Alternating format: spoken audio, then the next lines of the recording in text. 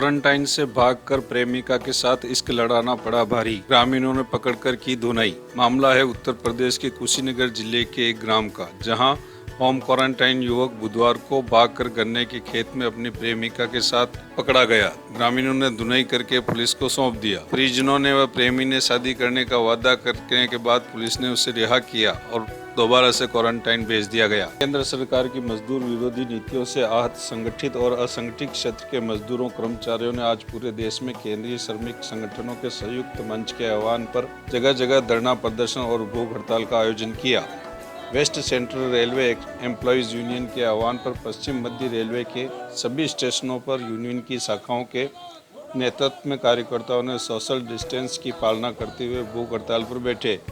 Union के मंडल उपाध्यक्ष नरेंद्र जैन ने बताया कि गंगापुर सिटी में भी यूनियन के पदाधिकारियों कामरेड तरुण यादव, शशि शर्मा, उदय सिंह गुर्जर एवं ब्रजेश जागा भूख हड़ताल पर बैठे। नरेंद्र जैन ने कहा कि कोरोना वायरस की महामारी के दौरान केंद्र सरकार ने आपाधापी के वातावरण में मजदूरों की चिंता किए बिना ही लॉकडाउन की घोषणा कर दी। पूरे देश में लाखों की संख्या में मजदूर जहाँ थे वहीं फंसे रह गए।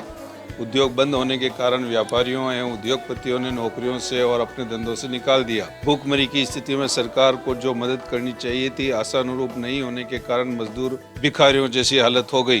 पैदल ही अपने गांव के लिए रवाना हो गए। इस दौरान भूखे प्यासे हजारों किलोमीटर तक उन्होंने यात्राएं की, लेकिन सरकार ने इसके बारे में कोई ठोस रणनीति नहीं बनाई।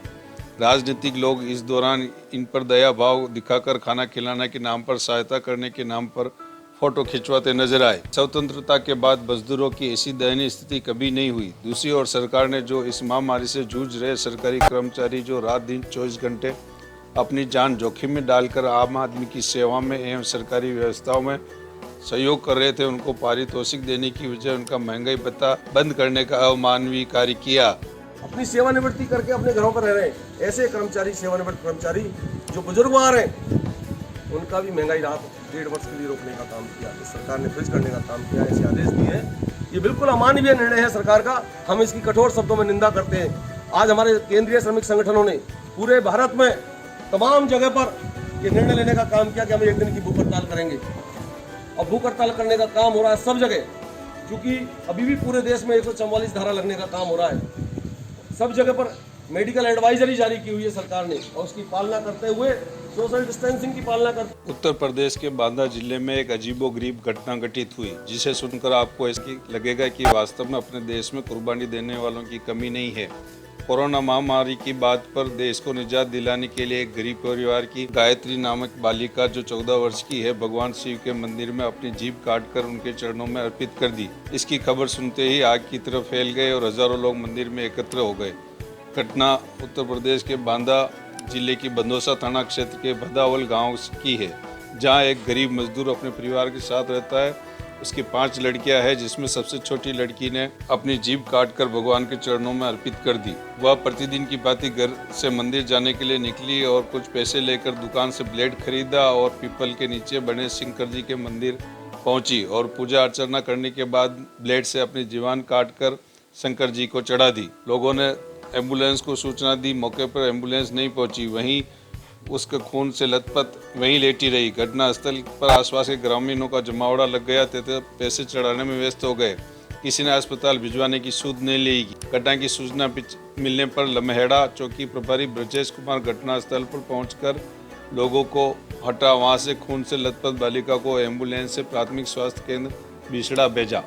विश्व जैव विविधता दिवस 22 मई को संयुक्त राष्ट्र संघ में पादप जैव विविधता के रूप में मनाया जाता है। इसको लेकर छात्र छात्राओं के साथ स्वामी विवेकानंद राजकीय मॉडल स्कूल आसिंद के जीव विज्ञान के विख्याता डॉक्टर विकास टेलर ने ऑनलाइन वीडियो कॉन्फ्रेंसिंग के माध्यम से छात्र छात्राओं को विश्व जैव विविधता दिवस की जानकारी दी। इसकी शुरुआत संयुक्त राष्ट्र संघ द्वारा 29 दिसंबर 1993 को की गई थी। सन 2000 में ही इसे 22 मई को बनाया जाता है। डॉक्टर टेलर के अनुसार वर्ष 2020 की theme our solutions are in nature है। विश्व की समस्याओं का निराकरण मानव जीवन की प्रकृति के साथ समन्वय एवं सामंजस्य द्वारा ही संभव है। प्रकृति में पादप जंतु एवं जीव सूक्ष्म जीवियों की विविधता में मानवीय हस्तक्षेप के कारण अधिकांश आपदाओं का सामना करना पड़ रहा है।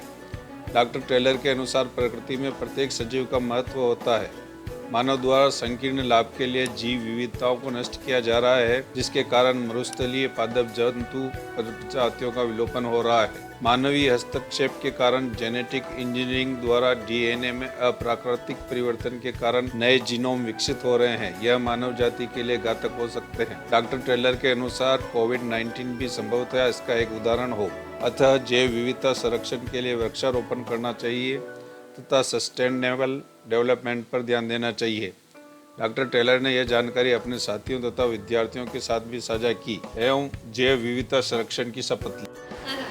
संयुक्त राष्ट्र संघ द्वारा 22 मई को जैव विविधता दिवस मनाया जाता है।